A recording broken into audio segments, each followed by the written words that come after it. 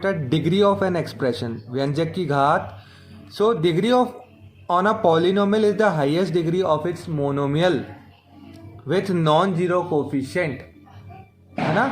एक पद की अधिकतम घात जिसका गुणांक गैर शून्य हो. इसका क्या कहना है इसमें देखिए, जैसे यहाँ पे एग्जांपल लिखा है, एक पॉलिनोमियल, एक बहुपद लिखा है आपके सामने, 7x² y³ plus 4x minus 3. ये ट्राइनोमियल है, 3 टर्म्स वाला त्रिपदीय आपका बहुपद दिया हुआ है. इनमें तीनों इंडिविजुअली मोनोमियल को हमें लेना पड़ेगा. हम अलग अलग लिख लेते हैं. जैसे यहाँ पे देखिए, इसमें दो वेरिएबल दिए हैं, दो चर दिए हैं, x² प्लस y³. तो दोनों की पावर पहले जोड़ लीजिए, 2 + 3 टोटल हो गई 5 पावर. सेकंड वाले में आप देखिए ओनली 1 टर्म दिया, आपके 1 वेरिएबल दिया हुआ है, एक ही चर दिया हुआ है. इसमें कितनी पावर है? 1. ओके. फिर आप थर्ड वाले में देखिए कांस्टेंट दिया हुआ है, अचर पद दिया हुआ है. कांस्टेंट की पावर होती है 0. तो 0, 1 और 5 में से हाईएस्ट पावर कितनी हुई? 5. तो ये तीन आपके, है ना, मोनोमियल जोड़ के एक ट्राइनोमियल बनाया. तो इन तीनों मोनोमियल में से जो भी मोनोमियल आपको हाईएस्ट पावर देगा, है ना, वही क्या होगी? आपकी एक्सप्रेशन यानी व्यंजक की घात होगी. ओके. नाउ अब आपके कहना पॉलिनोमियल को 3 कैटेगरी में बांटा है भाई, उनकी डिग्री के बेसिस पे. अभी ये जो बांटा था ये टर्म्स के बेसिस पे था, पद के हिसाब से था.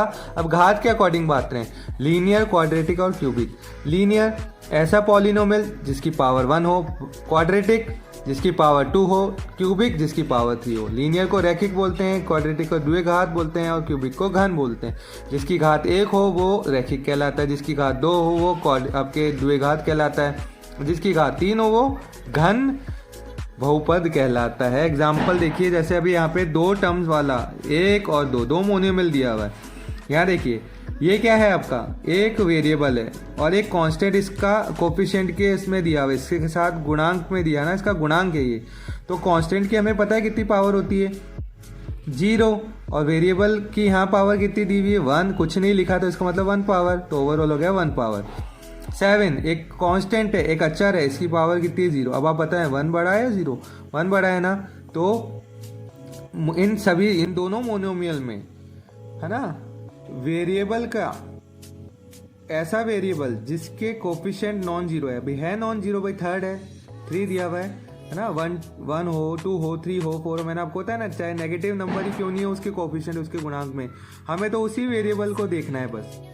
अब ये तो वैसे भी वेरिएबल की टर्म है ही नहीं, कांस्टेंट की पावर तो 0 ही है. तो ये वाली टर्म से हमें पावर पता लगेगी. तो यहाँ आपके वेरिएबल की कितनी पावर है? 1 पावर है, इसलिए इस इक्वेशन की पावर भी 1 है. यहाँ देखिए x² प्लस 5x प्लस 3, ये 1 2 3 टर्म्स वाला पॉलिनोमियल है, मतलब आपके ट्राइनोमियल एक तरह से त्रिपदीय. यहाँ एक टर्म में वेरिएबल दिया हुआ है, दूसरी टर्म में भी वेरिएबल दिया है, लेकिन थर्ड टर्म कांस्टेंट है. कांस्टेंट की पावर तो हमें देखनी ही नहीं है, क्योंकि हमें पता है कांस्टेंट की पावर होती है 0. सिर्फ वेरिएबल की पावर देखनी है. अब जैसे इसमें ना कोफिशिएंट में आपके एक नंबर भी इंटू में आ रहा है, तो इसकी पावर को हमें देखना भी नहीं है, हमें तो ओनली वेरिएबल की पावर देखनी है. ओनली कितनी पावर होगी? 1. अब जैसे इसकी पावर कितनी है इस वेरिएबल की? 2 पावर.